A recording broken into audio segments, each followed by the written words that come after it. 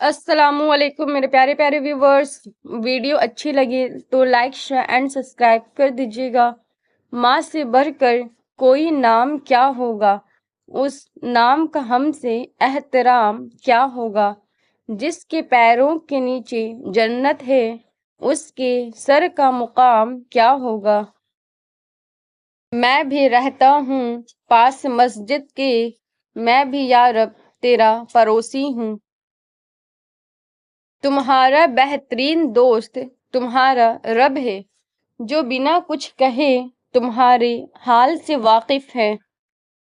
فرمان محمد صلی اللہ علیہ وسلم سب سے پاکیزہ کھانا وہ ہے جو آدمی کی اپنی کمائی سے ہو.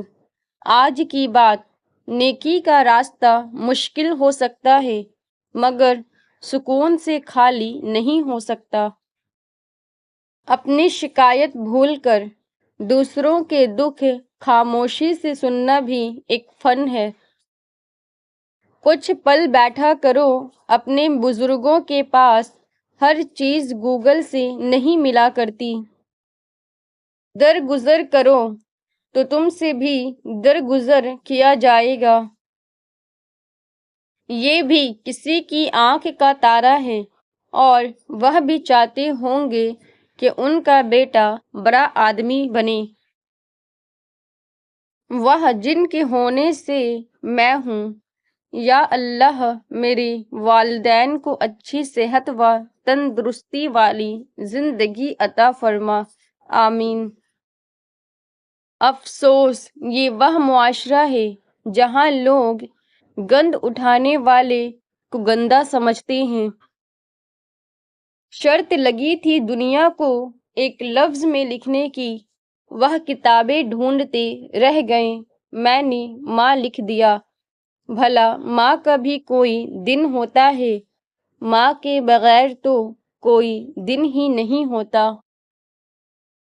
مانا ہو تماشائی تم ظلم مسلسل کے، لیکن یہ خاموشی بھی ظالم کی حمایت ہے. زندگی بچپن کی طرح پھر نہ مسکرائی، میں نے مٹی بھی جمع کی، کھلونے بھی لے کے دیکھے. دو روٹی کے ٹکڑوں کے لیے میں نے اپنے کھلونے کھیل سب قربان کیے. یقین کرو نماز پڑھنے لگ جاؤ، اللہ تمہاری ساری مشکلیں حل کر دے گا. وہ ایک خط جو تو نے کبھی لکھا ہی نہیں، میں روز بیٹھ کے اس کا جواب لکھتا ہوں. عبادت اس مقام تک نہیں پہنچا سکتی جہاں غریب کی خدمت پہنچا دیتی ہے. بھوک بہت وزنی ہوتی ہے، اس کے نیچے علم، حکمت، عقل، فکر، دانائی، دانش سب دب کر مر جاتے ہیں. سمجھ لیتا ہوں اب میٹھے لفظوں کی کرواہٹ کو بھی، ہو گیا ہے مجھے بھی زندگی کا تجربہ تھوڑا تھوڑا. اگر سجدے نہ ہوتے تو ہم جیسوں کے کلیجے پھٹ جاتے. گھمنڈ نہ کرنا، زندگی میں تقدیر بدلتی رہتی ہے، شیشہ وہی رہتا ہے، تصویر بدلتی رہتی ہے. یہ تجربات کتابوں میں تھوڑی لکھے تھے، بہت سے سال لگے، سال بھی جوانی کے. مجھ کو معلوم نہیں انسان کی تعریف، مگر میری نظر میں وہ اچھا ہے جو کسی کو دکھ نہیں دیتا. مسجد میں سیمنٹ کی بوری اس وقت دیں جب آپ کے محلے میں آٹے کی بوری کا مستحق کوئی نہ ہو. کچھ ہنستے مسکراتے لوگ کمروں کے خاموش کونوں میں اپنی بے بسی کو جی رہے ہیں. زندگی کتنی بھی دکھی ہو عدم جینے والوں کو پھر بھی پیاری ہے. سب پرندے اڑ گئے ہیں دھیرے دھیرے چھوڑ کر باغباں، اب ہے اکیلا عمر کے اس موڑ پر، اجنبی عورتوں کے حسن و جمال کی تعریف زبان کی بدکاری ہے۔ بہت مجبور آنکھیں تھیں، بہت بے ربط جملے تھے، ضرورت کو بیان کرنے سے ایک خوددار قاصر تھا۔ امیر کرتے رہے اپنی خواہشیں پوری، غریب محنت ہی کرتا رہا ایک خواہش کے لیے۔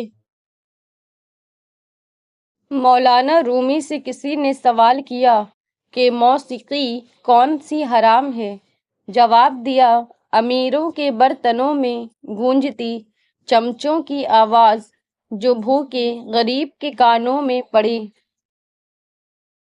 جو باتیں پی گیا تھا میں، وہی باتیں کھا گئی مجھ کو۔ کچھ لوگ آپ کی گرامر سے کیڑا، آپ کے اسٹائل سے کیڑا، آپ کی رائے سے کیڑا اور آپ کی ہر بات سے کیڑا نکالیں گے، لیکن اپنے اندر سے کیڑا نہیں نکالیں گے۔ حاسد پر چاہے ہزار احسان بھی کر لو، مگر دل سے وہ تمہارا دشمن ہی رہے گا۔ کہاں ہے تیرا پیسہ جو نماز تک قربان کر کے بنایا؟ کہاں ہے تیری طاقت جس کے نشے میں تو نے ظلم کیے؟ کہاں ہے تیری انا، تیرا غرور، تیرا نام؟ کہاں گئی تیری وہ عقل؟ افلاطون سے پوچھا گیا کہ کون سی شے ایسی ہے جسے کہنا اچھا نہیں اگرچہ وہ حق ہو؟ اس نے کہا، انسان کا اپنی تعریف کرنا۔ منافق جب کسی کو گرانا چاہتا ہے تو دھکا نہیں سہارا دیتا ہے۔ جو کھا گئے وہ اڑ گئے، جو جوڑ گئے وہ چھوڑ گئے، جو دے گئے وہ لے گئے۔ ہمیشہ محتاط رہیں اس کنگلے سے جس نے 2 پیسے جمع کر لیے، اور اس جاہل سے جس نے 2 سطرے پڑھ لیے۔ زندگی میں کچھ لوگ آپ کی مدد کرنے کا صرف دکھاوا کرتے ہیں۔ شکوہ نہیں کافر سے کہ وہ تو ٹھہرا کافر، تم لوگ تو اپنے تھے، مسلمان تھے آخر۔ نماز کے بعد مسجد کو تالا لگا دیا جاتا ہے تاکہ مسلمان چوری نہ کر لیں۔ جوڑ توڑ کی اس دنیا میں ہر چیز قابل مرمت ہے سوائے اعتبار کے۔ کچھ لوگ اپنے خلوص کی وجہ سے اور کچھ لوگ اپنی منافقت کی وجہ سے عمر بھر یاد رہ جاتے ہیں۔ ہر محلے میں 4 فرقوں کی مسجدیں بنا کر اور مسلمانوں کو 4 گروہوں میں تقسیم کر کے پھر منبر پر بیٹھ کر دعا کرتے ہیں کہ اے اللہ امت مسلمہ کو متحد فرما۔ نیند روٹھے ہوئے لوگوں کو منا لائی ہے، آنکھ کھولوں گا تو یہ پھر سے بچھڑ جائیں گے۔ سنی سنائی بات، دیکھی ہوئی بات اور خود پر بیتی ہوئی کیفیت برابر نہیں ہوتی۔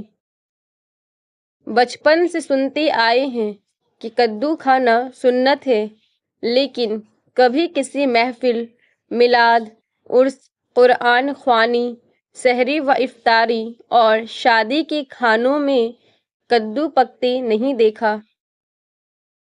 یہ طے ہے کہ ہماری خوشیوں کے حقیقی قاتل ہمارے آس پاس ہی چھپے ہوتے ہیں، لیکن ہماری توجہ کبھی ان کی طرف جاتی ہی نہیں۔ بدنگاہی ایسا گناہ ہے جو عبادت کی لذت چھین لیتا ہے۔ ضروری نہیں ہر ترقی عمر کے ساتھ ملے، حوصلے بڑے ہوں تو منزلیں پہلے بھی مل جاتی ہیں۔ اپنے دل میں اتنی نفرتیں مت رکھو، کیونکہ جس دل میں نفرت ہوتی ہے اس دل میں اللہ نہیں بستا۔ تم اس کی مصلحت کو نہیں جانتے، مگر وہ رب تمہاری ہر تکلیف کو جانتا ہے۔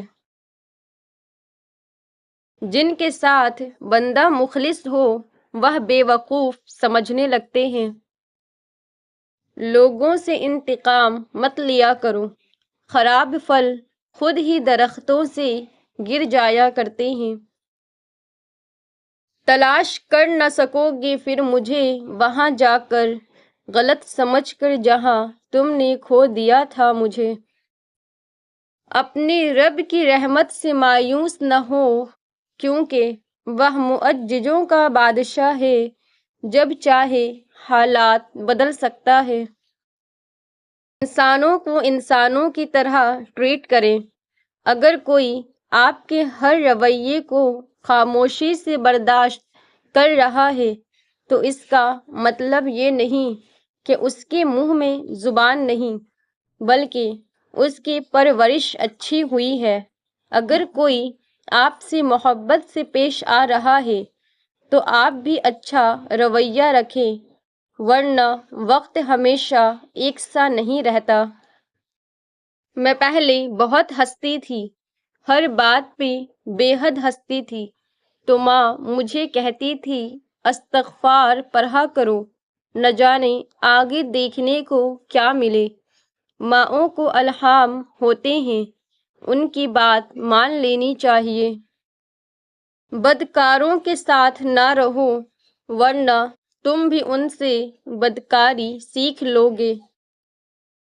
اللہ نے کسی شخص کو بھی اس کے رشتے دار یا لوگوں کو خوش کرنے کے لیے تخلیق نہیں کیا۔